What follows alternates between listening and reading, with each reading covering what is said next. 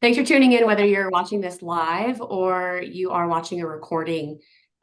We are really excited to put on this donor dialogue. This is the Voices of Living Donors. My name is Rachel. I am a registered nurse that works with the University of Maryland Polycystic Kidney Disease Clinic as a patient navigator. And part of my role as a patient navigator is to help put on some community events, either in person or virtual, that help connect our polycystic kidney disease patients to different resources and educational opportunities. So I meet with a patient advisory panel, and we came up with an idea that I thought would really help and benefit our patients that related to living kidney donation, as many of our patients with PKD end up having to either have a transplant or are on the road to dialysis. Living transplant or receiving a transplant from a living donor usually has better health outcomes than a deceased donor. But it's a really challenging discussion and conversation to have with a loved one. And we notice like hesitation from patients to ask their family members or family members and friends to maybe being hesitant to donate. So the patient advisory panel that I work with kind of came up with this idea, and with some help from my advisory panel and then our transplant team, we were able to find 4 donors who were happy to discuss their experiences with us in just like a casual roundtable setting. So we have some preset questions that we're going to be talking to the transplant coordinators and then our 4 donors, and they'll be able to kind of share their experiences, and we'll go through some preset questions, and then we'll have time at the end for questions from anyone in the audience.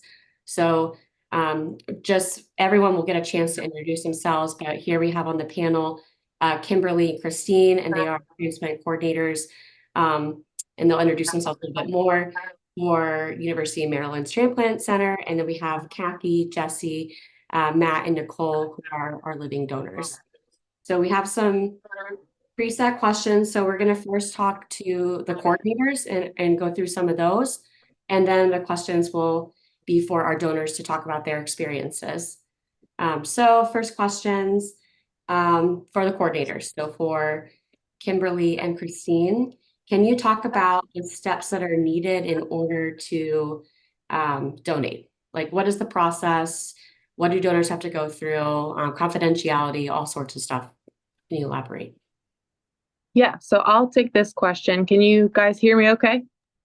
Yes. Yeah, perfect. So my name's Christine. I'm one of the living donor nurse coordinators. I work closely with Kimberly, who's on this meeting. So her and I basically, to be able to evaluate a donor. So the donor will apply online via our application. It's called Breeze application.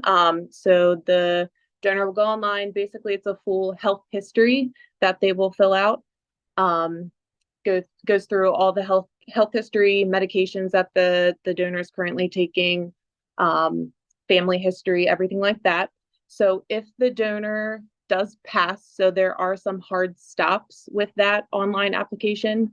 For example, if the donor has any history of hypertension, that's basically our protocol is we do approve or assess basically donors that have a history of hypertension, that are 40 years and older on one blood pressure medication that can control that blood pressure well.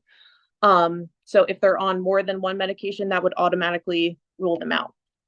We also, hard stops would be a body mass index or BMI greater than 35, or any like history of diabetes. So those would be hard stops. They would be told automatically via the online system that they are ruled out and give the reason why. But any application that does pass through to us, we would then yield that application over to our living donor advocate. So she would touch base with the donor, and then from there would yield that application back over to Kim and I. We would then review that application and make contact with the donor at that time.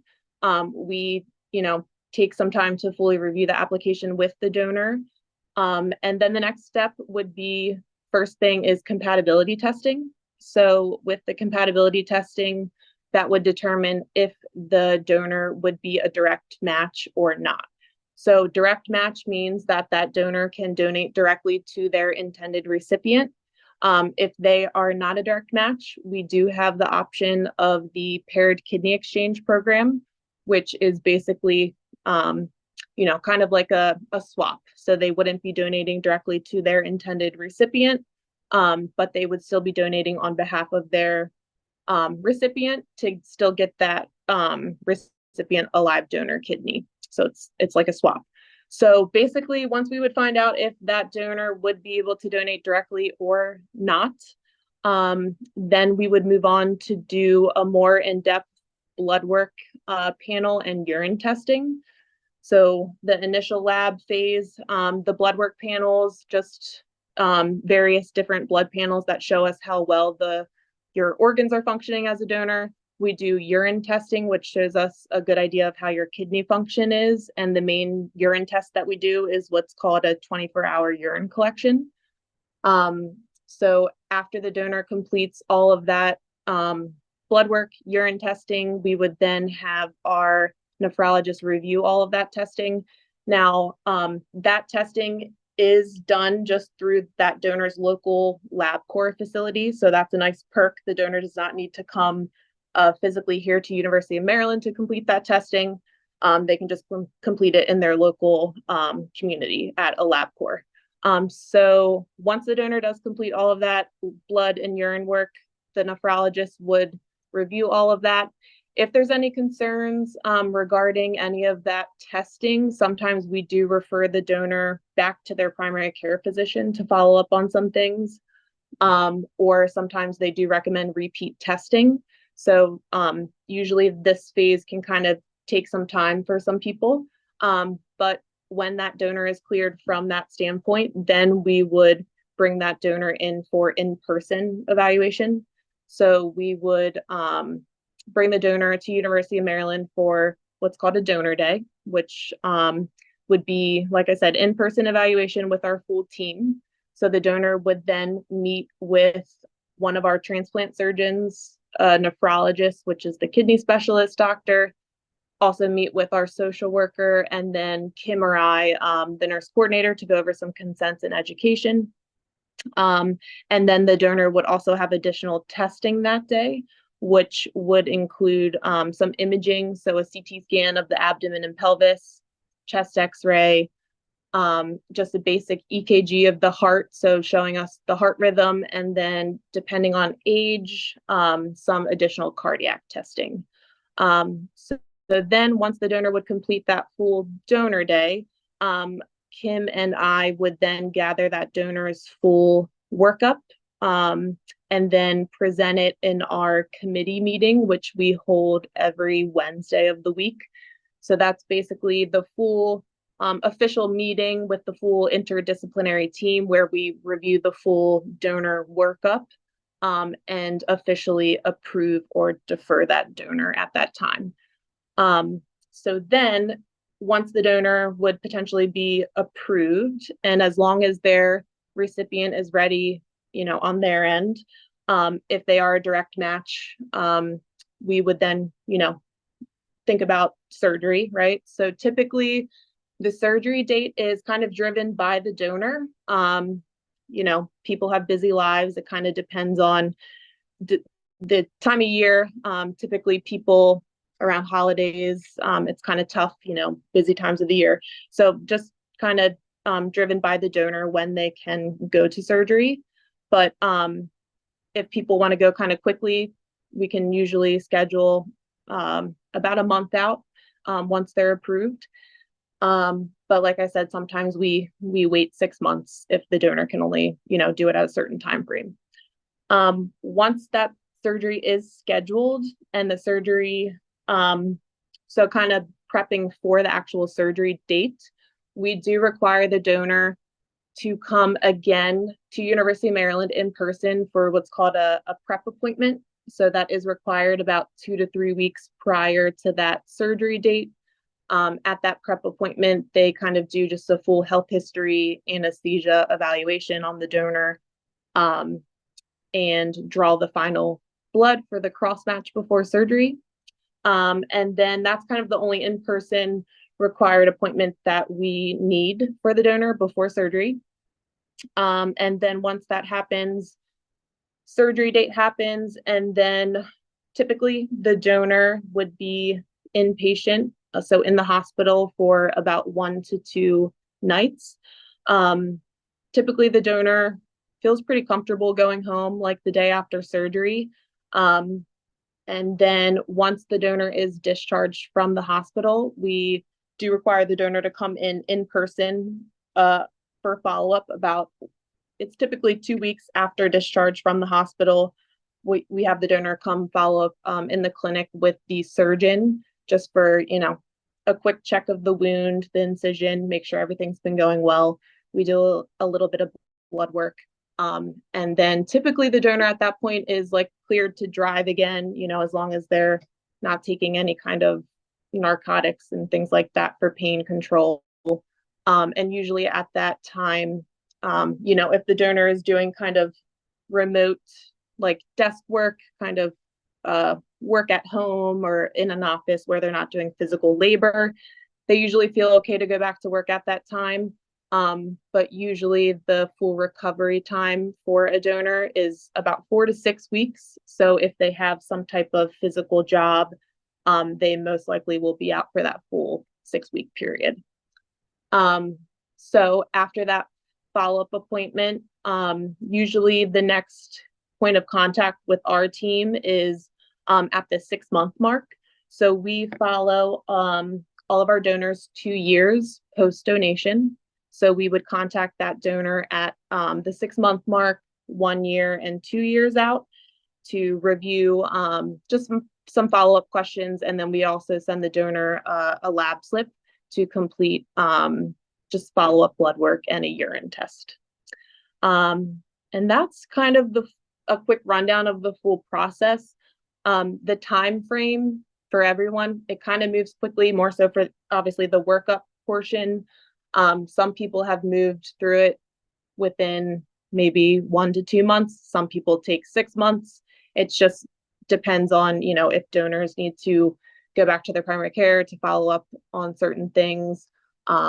If everything looks perfect and they move through it quickly, I would say I probably worked up a donor within about a month, a month and a half at most. Yeah, so that's just a quick kind of rundown of the process. And then confidentiality. So throughout this whole process, the donor and recipient have 2 different teams. So the donor works with one of the donor coordinators, so myself or Kim, and then their recipient always has a totally different pre-kidney coordinator. So it's, everything's confidential. If the donor wishes to stay anonymous through the whole process, that's their wish, and we respect that. So no specifics are told ever to the recipient. If a donor would be potentially deferred at any point for any type of medical issue, we cannot disclose that to the recipient. Or if the donor would choose to back out or withdraw from the evaluation at any point, we also cannot tell that to the recipient, and that's totally up to the donor. Thanks, Christine. That was really thorough. It sounds like you're going to find out how healthy you are if you become a donor, right? You're going to be completely screened. And so if there's like a concern that you might not be healthy or fit to donate, the transplant team is going to find that out beforehand. So that's really encouraging. As coordinators, I was wondering, like, what are your biggest barriers that you see for people donating? I can answer that one. So Christine and I were really talking about that today, and we teach a webinar every other month or so. And what we discuss a lot is knowing the facts of living donation and kind of dispelling myths. So it is important to even identify that you can donate a kidney. from a live donor. It doesn't need to be a deceased donor. It's one of just 2 organs that can be considered for living donation. The other is a portion of the liver. So just knowing that it's possible. Another is understanding the valuation, and knowing that the costs do not go to your insurance. And we do our best to make sure everything in the evaluation is covered. There are times where we do have to refer patients back to primary care. And anything that's identified during the evaluation would be referred back to primary care. Everything, and in your insurance, but everything aside from that, is covered by a transplant program or the recipient's insurance. And then also that you do not have to be a direct match to assist in living donation. There are ways to facilitate exchange. And I think that was it. Did I miss one, Christy? I don't think so. Yeah, I think that was pretty much it. Great, thank you. Are there any like particular risks that someone would need to be aware of for donating?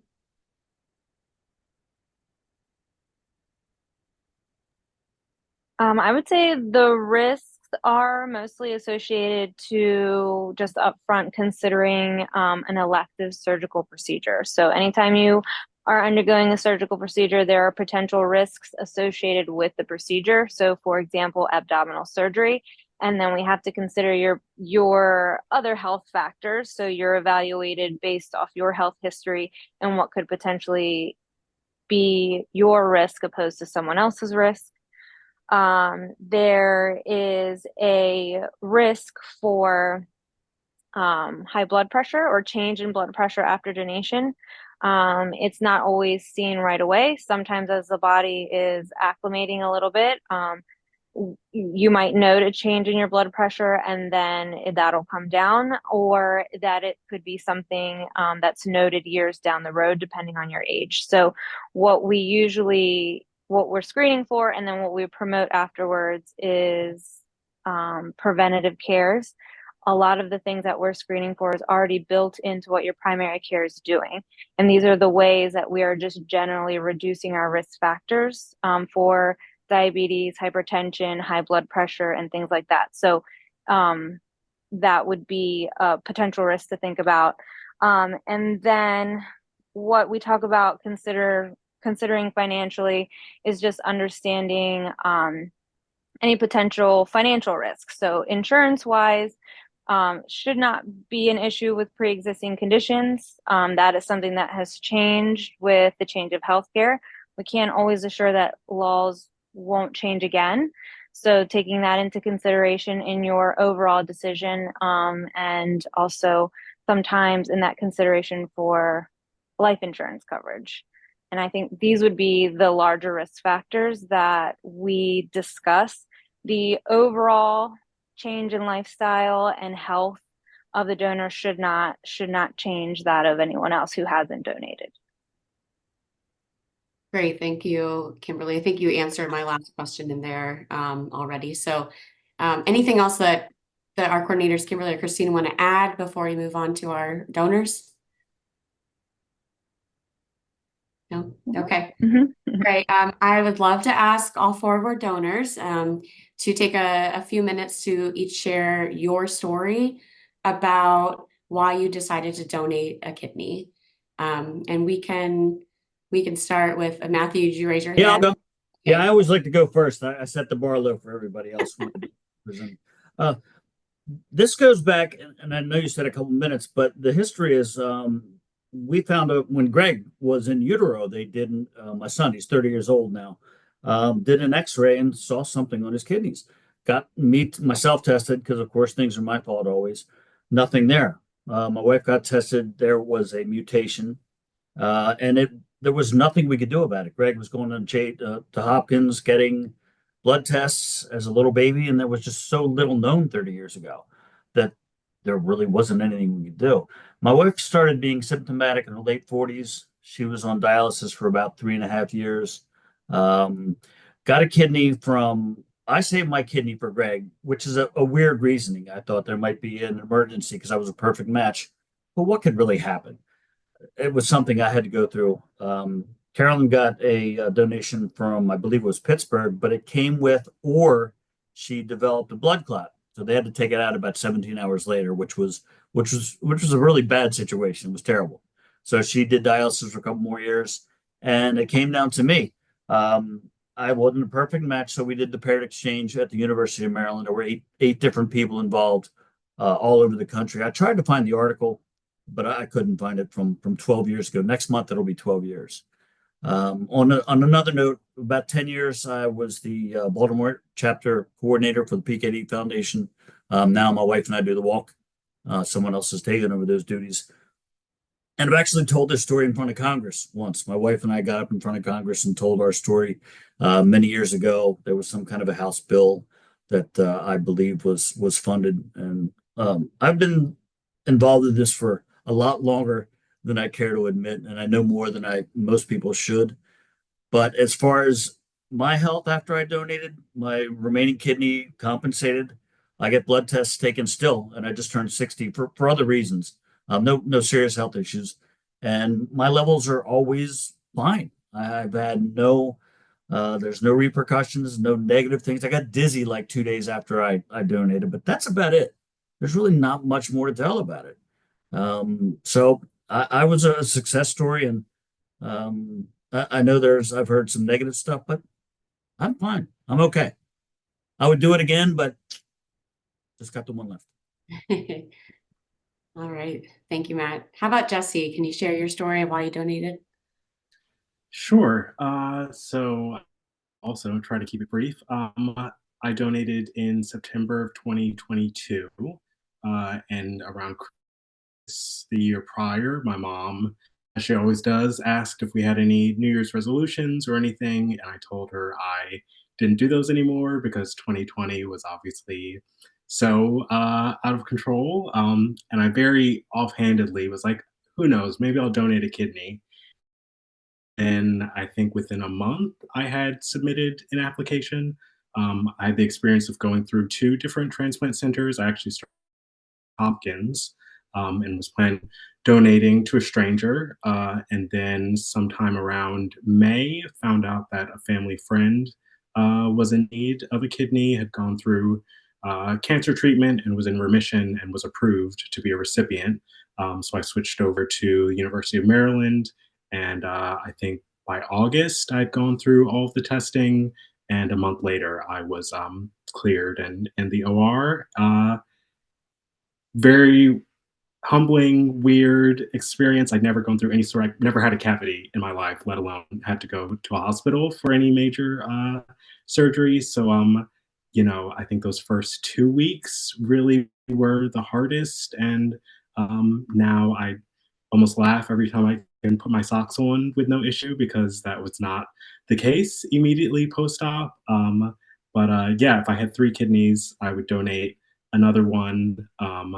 I haven't noticed any change of quality of life. I think I'm in better shape now than I was before, even, and I'm a little bit more conscious of my health, and just more preventative minded to some degree. But yeah, definitely a good experience. I would do it again for sure.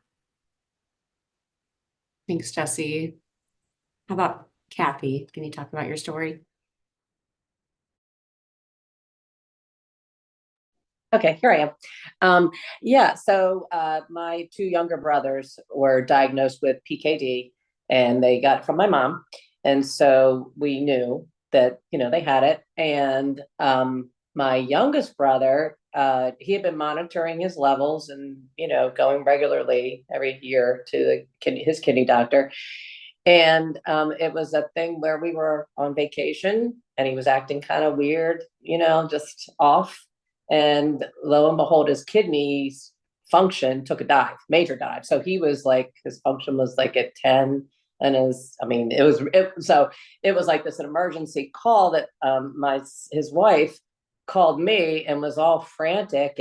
And she said, but he needs a kidney now. And I'm okay, well, what's the website? So she gave me the website at University of Maryland. And that's just kind of how it went, because I was a match right away.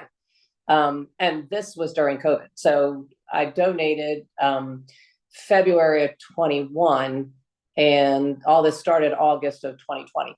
So anyway, I was treated like a queen at the hospital. He had to, it's kind of funny because he complained that he had to share a room. And he got my kidney, but he had to share a room, and I had like a skyline, beautiful view. So the only thing that was a little hard, aside from the COVID, because it was like coordinating with when the doctors were going to be there, up to the actual donation, I had to stop smoking. I was a closet smoker, and I had to stop smoking. And that, was kind of, but it's a good thing. You know what I mean? It's all like healthy. I'm way healthier than I was before because I stopped smoking, but, and I'm in Tennessee. So, and that wasn't even really difficult because like Christina said, I did all my lab work through LabCorp. And then there were days that I had to travel and get like a full day of testing before the actual donation. But yeah, and recovery was super easy. I walked a lot. I said before that having a cesarean was way harder. So anyway, but that's kind of the story. So he's doing well. He's doing very well, and I'm healthier than I've ever been. So That's great. Thanks, Kathy. Nicole?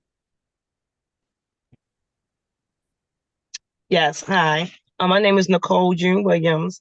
I donated last year, 2023, to my husband in April. Me and my husband, we dated back when I was like 18, 19, 20, and we didn't have any contact. And then one day through Facebook, he hit me in a messenger and was, saying how I was doing and stuff like that. And we reconnected. We reconnected like in 2017. He was already, seeing a nephrologist and everything. 2019, he really, really got sick and went in the hospital and started dialysis. And just me seeing him, sick every day, and, how he went through changes, like he lost his job, had to get on disability and stuff like that. So I actually work at University of Maryland Hospital in the cancer center. And I, went behind his back. He didn't know about it and did some testing and came to find out I was a match. And when I told him at first, his first reaction was he didn't want me to do it because he didn't know what was going to happen to me. And I told him that I did my research. I have a couple of people in my family that's nurses and nurse practitioners. I talked to them just to give me reassurance. And they told me everything would be fine. You can live with one kidney. And we set the date up and we did it. And he's doing great now. He's thriving. He looks good. His weight is back and he's feeling great. So that's my story behind it. And like everything went great. I feel great. And like everybody else, I think I'm taking, better care of myself, watching my health and stuff like that because I have the one kidney. I exercise now where I didn't before. So again, that's our story, and he's doing great. Thank you, Nicole. Welcome. Well, this is like the thing that's coming out of this, or I'm getting, is everyone who's donated in this panel is healthy and they were able to save a loved one, right? Whether through a paired exchange or directly donating. So it's really, really positive to hear.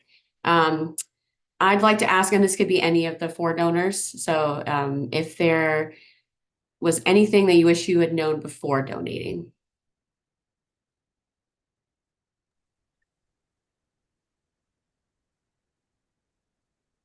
Wow, that's a good question. I can't really think of anything. They were so thorough in testing me, and University of Maryland was taught they really treated me quite well. They called me one of the most boring patients I've ever had because I don't have allergies, no medications, no emotional, psychological issues, which I kind of argued with, but they said I didn't. But nothing that I went into it to very well educated from what I got from University of Maryland, and a little bit on my own. I did as much research as I could. I don't really like the unknown. That's something that bothers me. And I felt that I was completely prepared. Even the next day, everything went according to plan. I really, there's not much I would would need to know beyond what I already knew going in. So no, I don't really have anything to say in that respect. I don't think this is University of Maryland was great as far as providing education and bracing folks, myself included. But it almost felt like the idea of driving versus actually driving.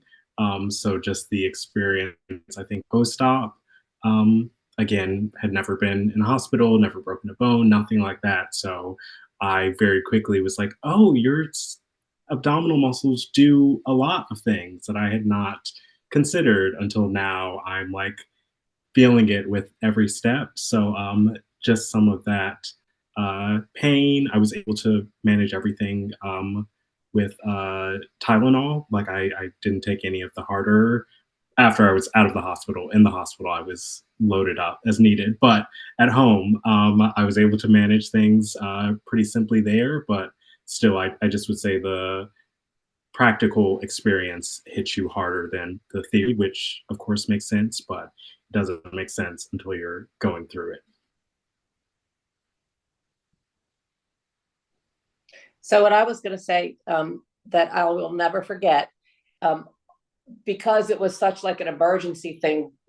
My brother had to get the kidney; he had to get it quick, you know. So it was like it was everything was fast tracked for me as far as the testing. But I never thought to ask anybody, well, how am I going to feel afterwards? What does it feel like to only have one kidney? So I was expecting.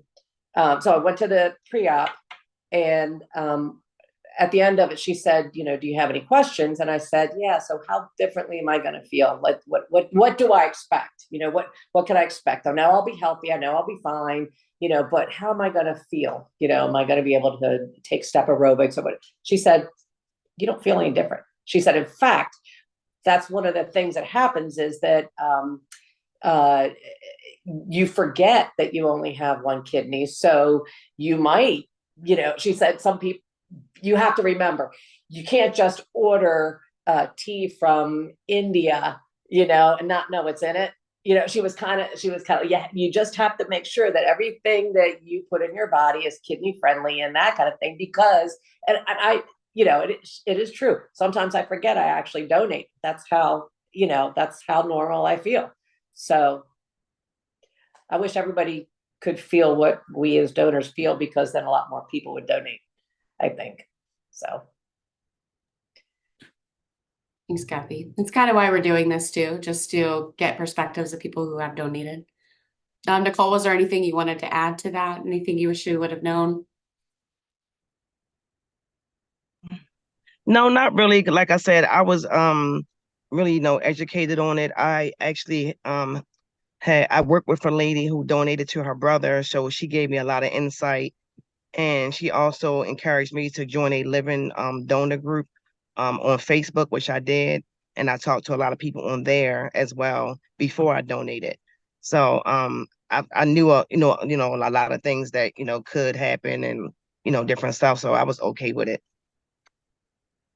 Yeah, that's actually good. That wasn't a preset question, but are there a lot of organizations or resources available for people who are living donors?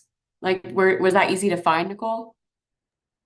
Yes, it was very easy to find. I mean, like I said, I had help from the lady at my job. Like, she gave me the resources to you know, go on to Facebook and, you know, join the group. And also she told me, she had gave me a list of questions to ask my doctor, my primary care, you know, about donating and stuff like that. So that was the only thing. Yeah, it's great. All right. So for those who donated in the paired exchange, I was just wondering if you could shed a little bit of light of how that happened, or how you were informed and how it worked, just to give some more information for those who aren't aware of it. It actually, it was after Carolyn had the first kidney taken out, I was just immersed in it right away. I found out, what can I do now? And it took a little while to do, but University of Maryland took care of everything. There wasn't much for me to do aside from doing testing blood work, of course, like we normally would. And it really wasn't up to me. I've had to do very little. I had to just show up when they said. That's pretty much what it came down to, because the coordination was so precise. It had to be. When you're shipping kidneys all around live organs around the country, everything's got to be right on and on time, and it was. I really did very little except show up. Was it for your situation? Did you have one kidney going to someone and their kidney going to your wife, or was it Correct. multiple Right. people? Eight different kidneys. I'm trying to remember what states they came from, but quite mostly the East Coast, of course, time constraints. But just about not. I think one came from Maryland, but all the other ones came from other states. And I don't know much about the coordination on their end. Um, of course, there's anonymity and all of it, so you really couldn't find out much about it. Yeah, thank you. I respect that. Yeah. Yeah. And then I think you did touch on this a little bit, Matt, but I had a question about anyone who's donated, I'd say more than a decade ago. How has it impacted your life? And you did already touch on that a little bit. Yeah, very little. Mhm. Like I said, I get my blood tested for other reasons. I've never had anything related to it. I had my appendix out a few years later, but that's not related. There was very little else. And as far as my kidney function, it is up to where normally it would be with two. It has compensated, and they said it grows a little bit and compensates. So no, I had no other health concerns after that. That's great. Yeah. And then this is just a question to if you've heard from others. So how did those around you feel about you donating? Whether that was in real time when you were donating or afterwards, have you had interactions with friends or family members and in their reaction to your donating past? I think they were more curious about it than anything. Mhm. And most people thought as long as you're doing it for the right reasons, it's a noble cause. And I always thought most people can't really say they stepped up and did the right thing. Not many people would say that. I was happy to do it. I would do it again for my wife, of course. We've been together for 35 years, so it really wasn't an option for me. Just seeing her literally fail and come back to life for 3 years, 3.5 years of dialysis, back and forth. Anybody that knows dialysis, and I'm sure most of you do, it's just the worst thing in the world. And I try not to get emotional here, but it was. I think my parents were more proud of me for doing it, stepping up. Her parents couldn't have been happier, because you'll find out a lot about your family and friends. Most people just don't have it in them to be altruistic and do something that momentous. And it's huge. It's a huge thing. And we found a lot of people forgot what we've been through. They just don't really want to step up and do something like that, which I understand. I have a lot of nieces that were of childbearing age. They didn't want to do that. Some had emotional issues, physical stuff, but um, we started getting to the point where we'd meet people and ask them their blood types. I mean, it was terrible. You feel like a vampire because you're so desperately looking for a kidney. But it got to that, and that's when I knew that I had to put a stop to it and donate myself. But nothing strange except curiosity, like I said, from our friends and family, and a sense of pride that I was stepping up and doing the right thing. Mhm. Thanks, Matt. Anyone else? Yes, I have something. So, most of my family were supportive. Unfortunately, I lost a friend due to this. She was very, very negative. I had been friends with her for over like 9 years, and she was just very negative about it. Um, I can't even say the things she was saying, but she just was, so negative. And the stuff she was saying was hurtful. And and I asked her, I said, I'm just asking you to just to be there for me. And she never texted me back no more, never called me anything. So, but Um, like he said, most people were curious, mhm. asking, because they don't really know. They're like, are you gonna be okay? What's your life gonna be like afterwards? 'Cause I have three kids. So they're 25, 26, and 21. And I sat down and talked to them. My one son was excited. He was like, not knowing nothing about it. My other two kids, like, are you gonna be okay? just making sure, and I explained to them, how it works and what goes on. And then after that, they were happy for me, My mom was on board, and unfortunately she passed away before it happened. And but I still, went on and did it. And I had, like I said, mostly support, but I did lose a dear friend, like I said, and I was very hurt behind that and haven't talked to her to this day. So I'm sorry to hear about that, friend. I'm glad most people yes, are supportive. Yeah. yes. Thank you.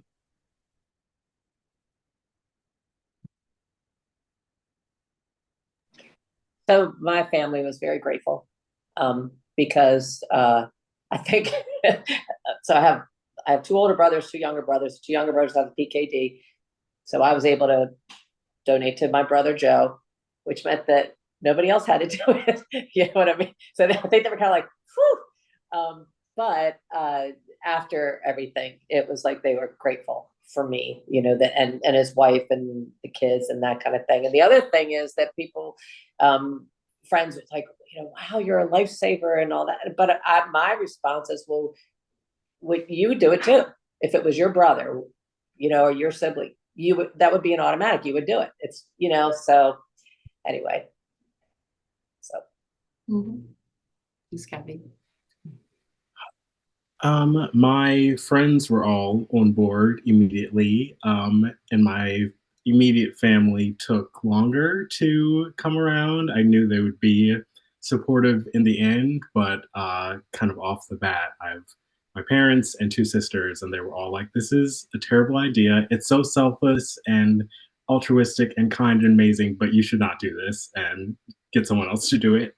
But in the end, they were all great. My mom came from out of state and flew up for about a week and was here kind of about 2 days before and stayed for about a week after to help me as I hobbled around my house, and got my bearings. So yeah, in the long run, everyone was super great. But I understand the fear and stress that folks have when they're like, why are you getting an elective surgery?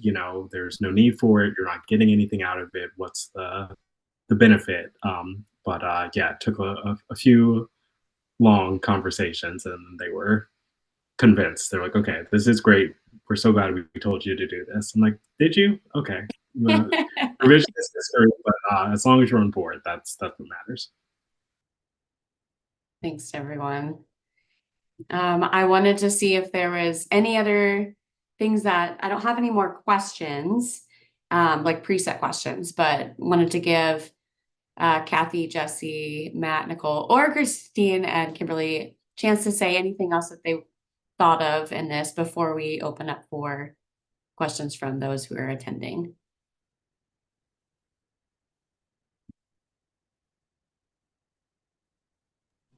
I just want to reiterate just how well I was treated by the donor team, the donor coordinators, because it's scary, and initially, like I said, it was emergency.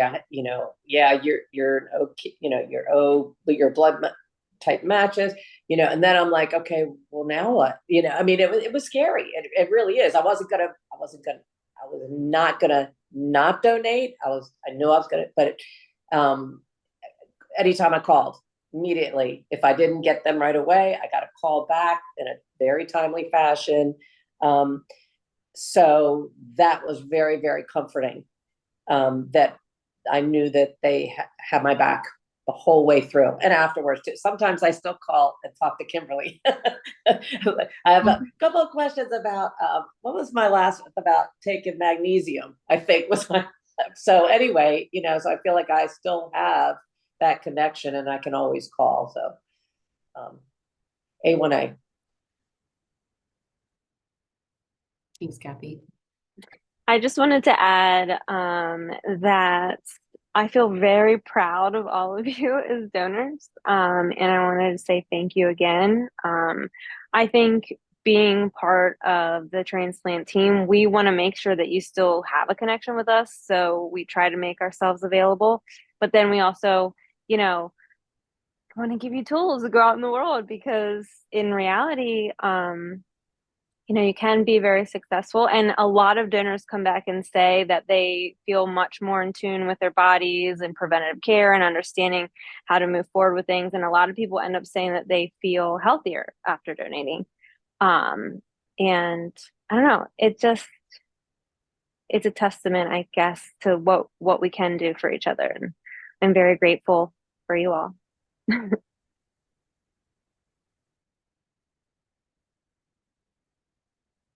All right. So I was hoping, it looks like we have 13 people who are here attending live. If there were some questions that you had for either our coordinators or donors, and whether it's for a specific person, that's fine. You can let us know if the questions, directed towards Matt, Kathy, Jesse, or Nicole, or Kimberly, Christine.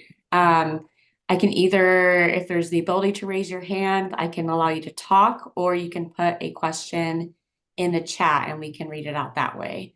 So just wanted to allow time for a few questions.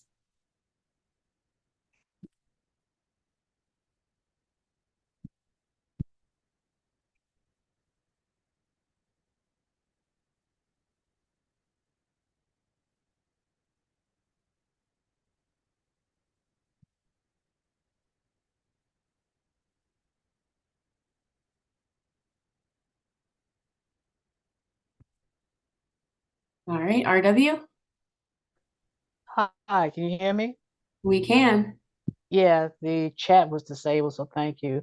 I Oh, guess I just like to thank everyone too. I was a little hesitant about joining this.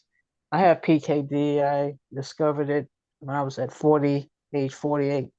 I'm now 69. I've been doing pretty good, maintaining my health and keeping my EGFR and creatinine at a pretty stable level for about the last 20 years. I didn't inherit it from either of my parents. They never had any problems that I was aware of. So at 48, doing a routine exam, my primary said something doesn't look right here with your abdomen. So she did some follow up, and that's kind of how I got discovered. So uh, I live out of state, and the state that I live in does not have a lot of people or practitioners here that are familiar with PKD. So I'm finding myself educating them, giving them material and pointing them to, the University of Maryland. And I think most of you may know Dr. Watnick. And I basically, refer them to her or let them know that she's available. I participate in the walks in my state. And so I'm very supportive, and I really do admire each of you to have the courage to do what you did. This is a journey that I'm going to face, hopefully not soon, but I know that it's coming. And so I guess my question is, how do I get started with soliciting a live donor? Because I'm a very private person, so I don't feel comfortable going out and soliciting something like this, which is very personal.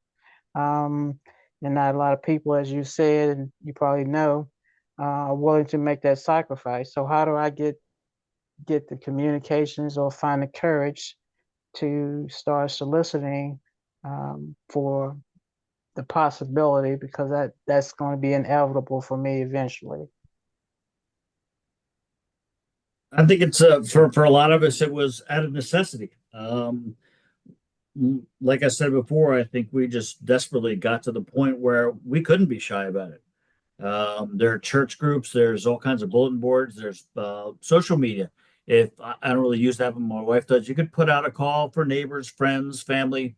I think most people who look at social media would at least gain an interest in it, ask them their blood types, that kind of stuff. But there's a lot of different avenues you could use. You don't have to go up to people on the street and ask them, although we almost got to that point.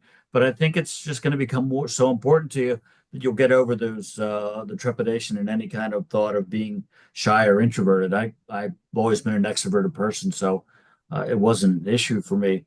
But I know people that out of necessity have done things they weren't comfortable doing, and unfortunately, you might get to that.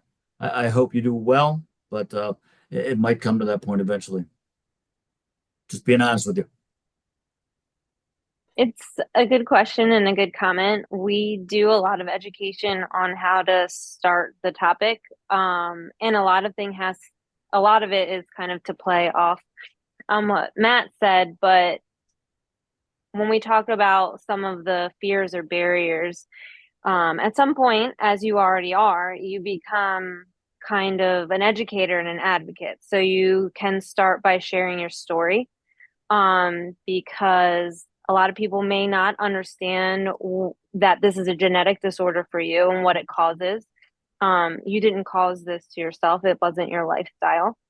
And they don't understand or are unaware of the options for people who need transplants or who require dialysis or have kidney failure.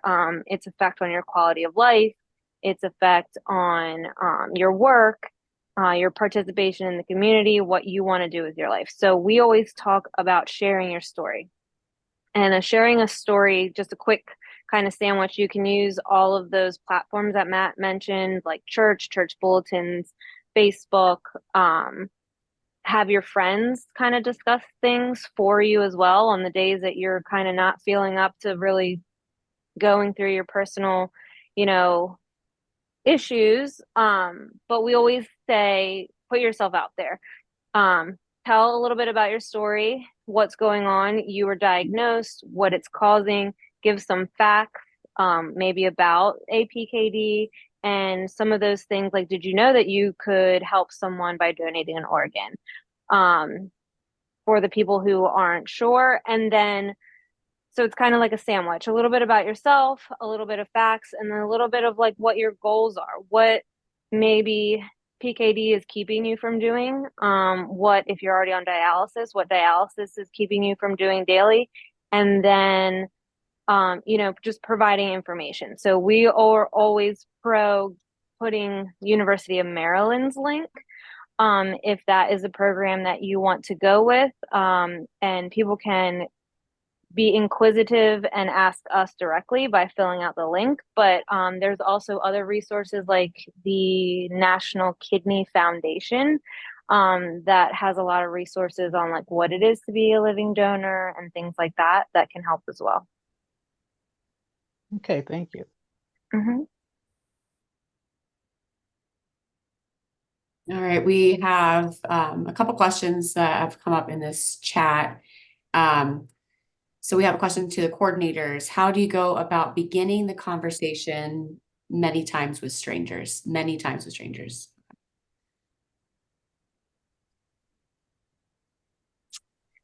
I think it kind of, what we discussed, but we always say, you're not necessarily asking for someone to donate an organ. You're not saying, hi, how are you? Are you willing to donate your organ? It's more of starting the conversation of the need. When we talk about education, people have to hear things more than once, twice, 5 times, and learning little nuggets. Did you know you could donate? Did you know you didn't have to be a match? We workup donors all over the United States, so you don't necessarily even have to live in the same state. We can facilitate things, and then people's wheels start turning and they start doing research on their own, like Jesse and Matt, and then they kind of start reinforcing their own, interest in it, and that is just the conversation, educating people about what dialysis could mean for someone, what APKD and a disease could mean for someone, and what the options of living donor could be. Thanks, Kim.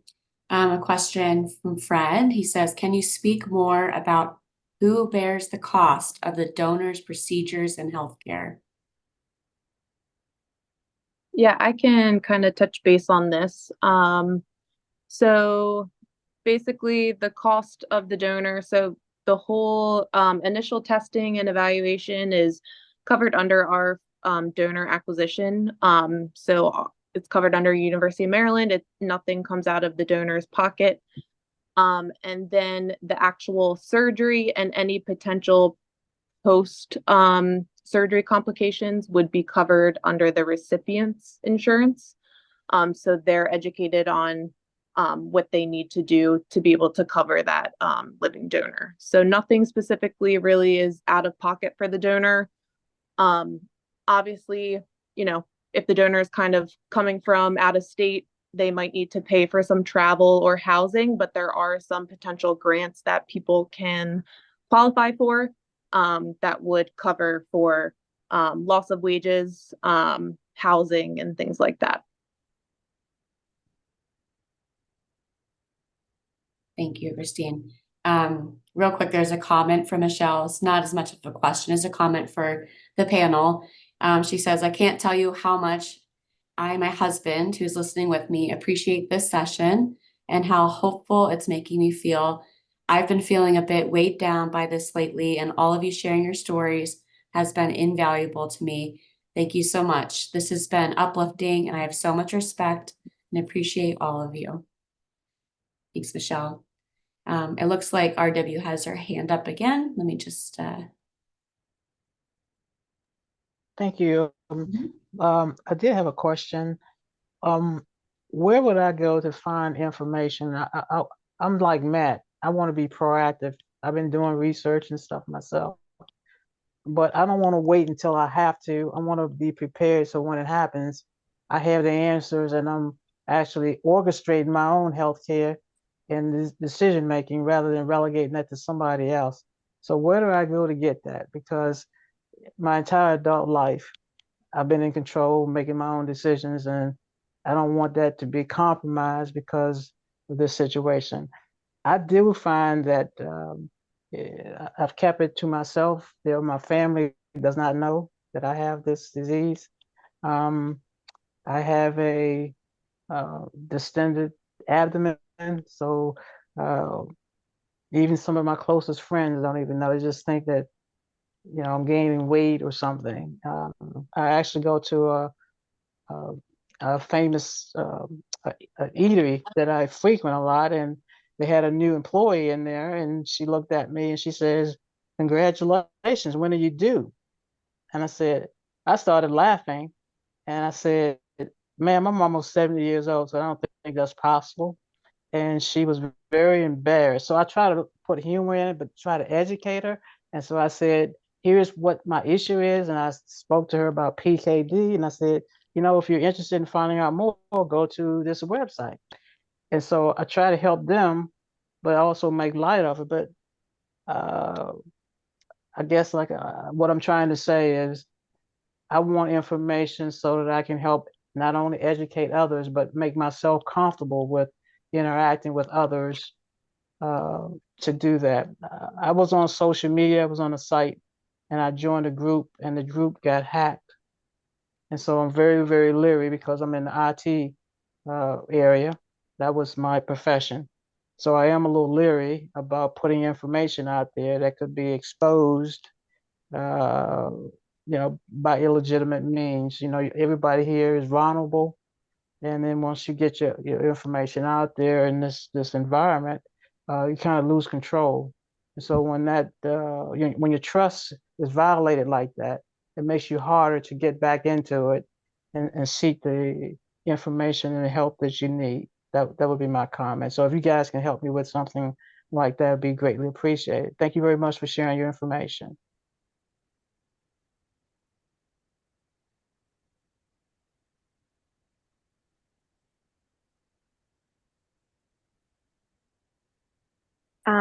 So we do have some online resources through the University of Maryland that we can share. Maybe we can send to Rachel and you can share. But also we partner in doing a lot of this education with the National Kidney Foundation.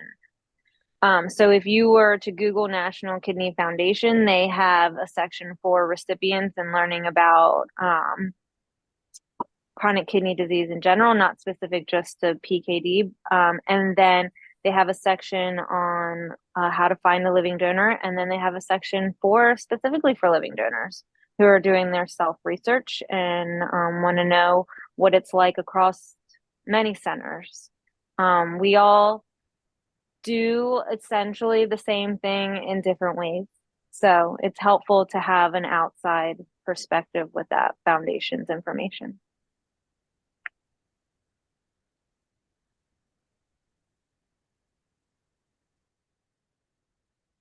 Anyone else want to add resources that they know about, things they could share before we have another question I can go to? I know I just kind of took to the internet and feel like I've watched every possible YouTube video and listened to every podcast and all that stuff. I think there's a ton of information that's accessible and available to people, which made it's kind of like I was learning so much stuff through University of Maryland and then all this other supplemental info as well. So I felt very much comfortable and well versed, and even in having some of those more defensive conversations like, no mom, it's fine, you can live with only one kidney, because like I felt like I had my degree in nephrology by the end of it. So there are definitely things out there that hopefully will make you feel comfortable, not only for yourself but also in having those conversations. I know I'm in a Facebook group as well for living donors, but they also accept recipients that are looking as well, just to sort of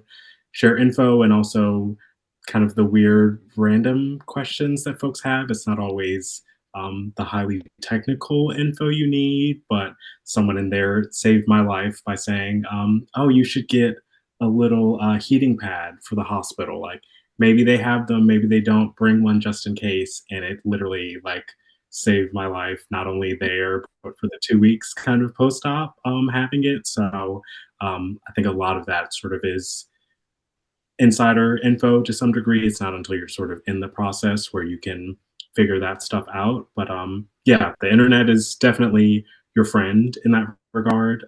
So don't be afraid to tap in there for resources. Thanks, Jesse. All right, question in the chat. Fred says, thank you all, first of all, for hosting and participating in this webinar. And he'd like to know if kidney matching websites are worth the effort. So that might be more of a coordinator question. Or maybe if anyone has insight on that.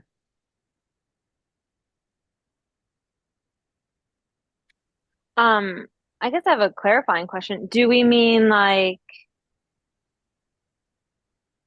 making your own website to match with somebody or find a living donor? There are people who do that. I think it's per your preference. Fred, I just gave you ability to talk if you want to clarify your question. Thank you. Mm-hmm. I was looking up on the internet, since that was a suggestion. It was the matchingdonors.com. I took a quick peek at it. I wasn't exactly sure if there was a legitimate site or not, but it was a recommended site. Well, I have not specifically heard of that one. I don't know if anyone else in the panel has. I would be a little bit hesitant on third-party things like that. I think that in your local area, I'd probably recommend that you start with a transplant organization, and then maybe get some research from there. National Kidney Registry. They are a reputable paired kidney exchange company, and they do offer, I think, some website support. So that's one off the bat, one that I think would be reputable and safe. But I think that a better suggestion, just to keep yourself safe, is to start with your actual local transplant center that you want to work with.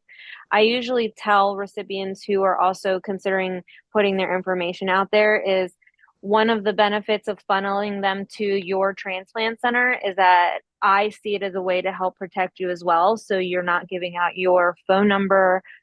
People aren't calling you, you can create a relationship with some donors, but funneling them to us can keep you safe, but it also helps keep their identity safe if they're not quite sure and are just seeking information.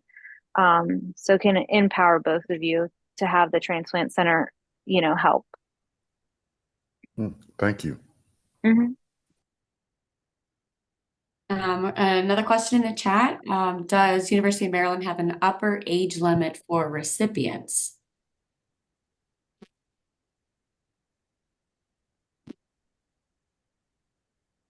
So I can kind of touch base on this. Kim, you can kind of piggyback me.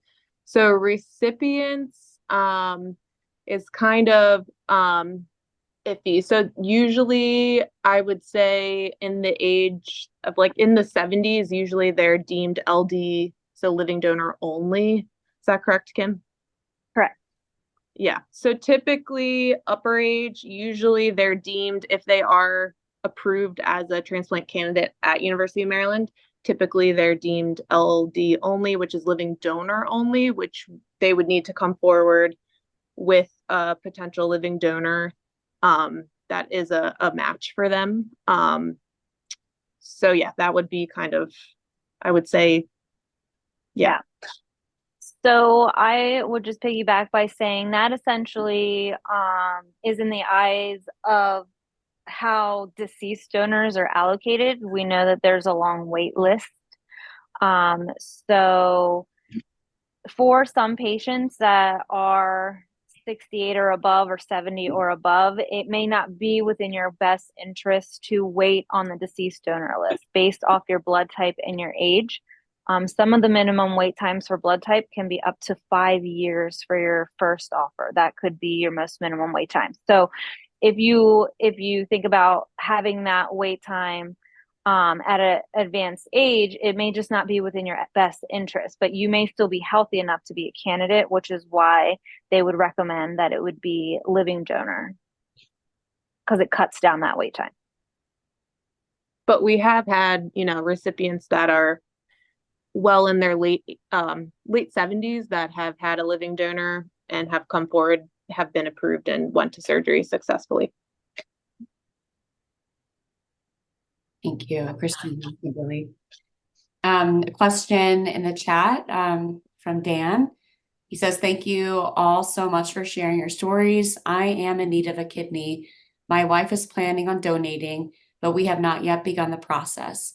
If she cannot donate, I am hesitant to ask for a donation from my friends and family. How can I possibly repay that debt? I'm struggling with that issue. Did any of our donors have a recipient that struggled with that issue? Is that an issue you see in this process?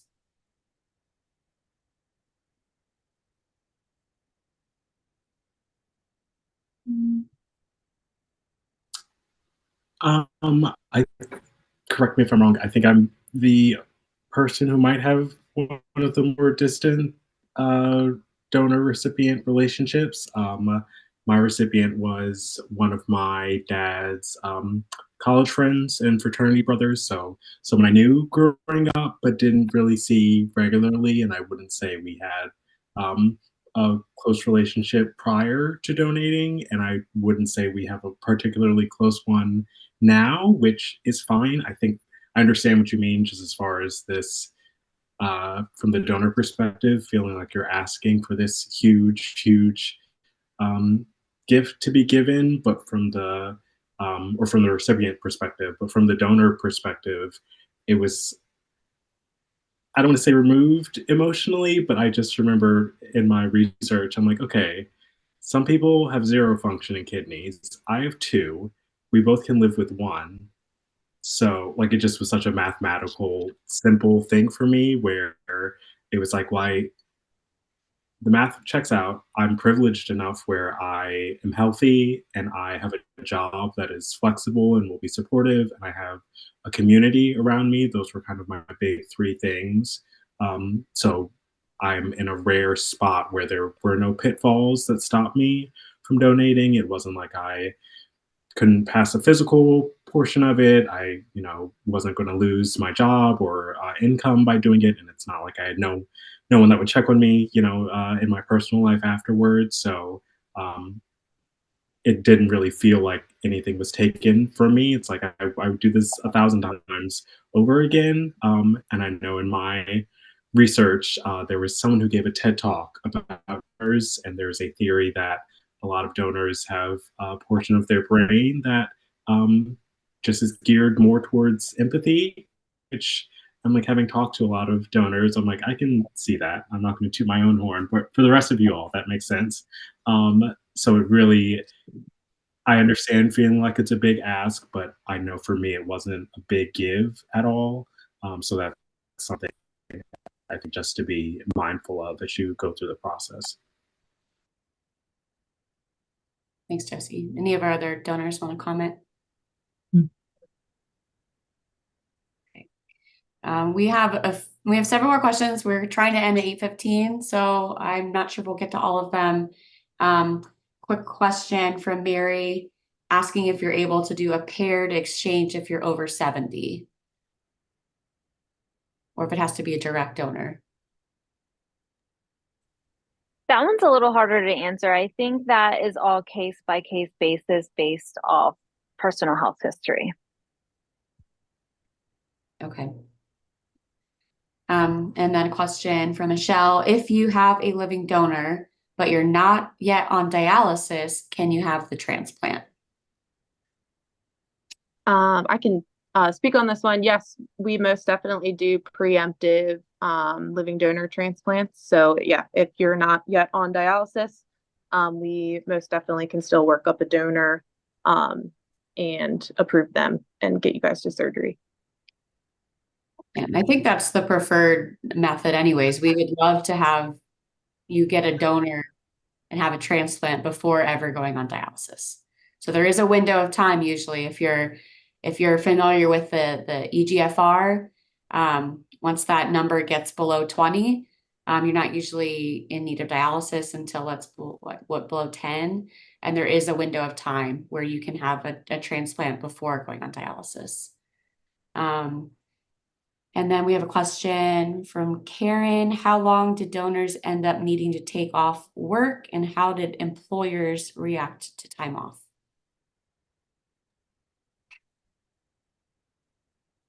I can So, answer. Oh, oh I'm yeah, sorry. go ahead. No, Um, Nicole, go ahead. I was off for 2 weeks, but I worked from home. So like the third week I worked from home and I went back on the fourth week. My employers were great. I worked with a great team of, doctors. They were all supportive. Everything was great. I had no issues.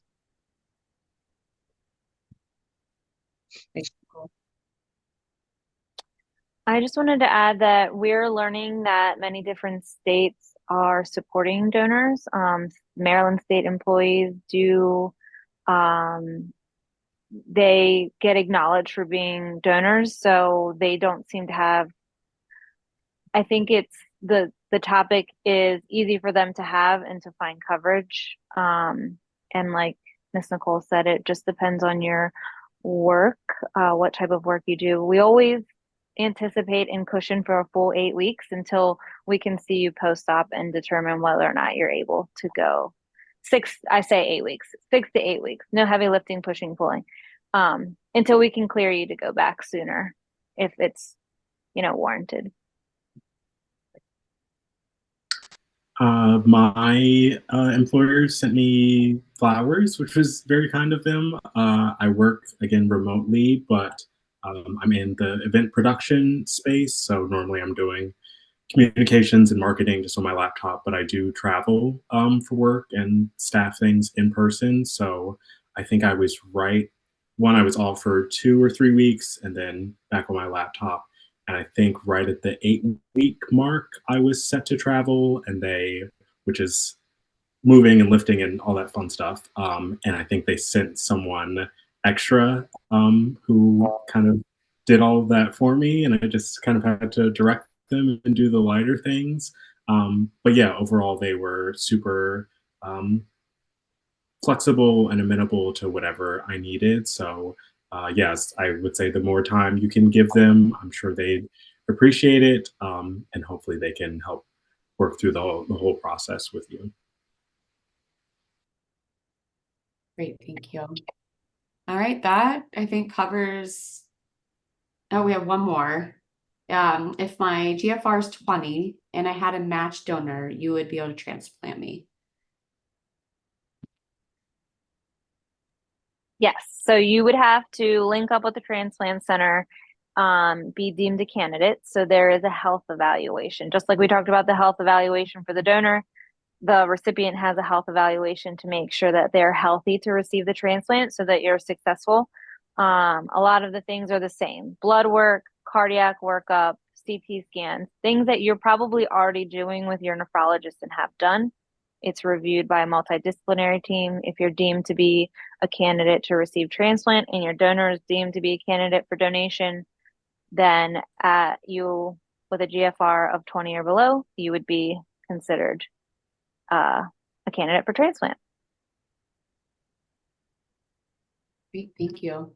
All right, I think we're at time at 8:15 and we answered all of our questions, so that's wonderful. So thank you everyone for attending, and thank you so much panelists, for donors and coordinators for coming in and sharing your experiences and knowledge on this really important topic.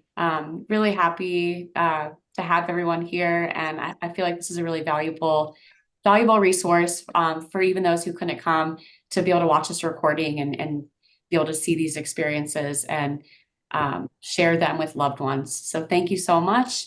Thanks for everyone for coming in, and I hope you all have a great night. Thanks for hosting, Rachel.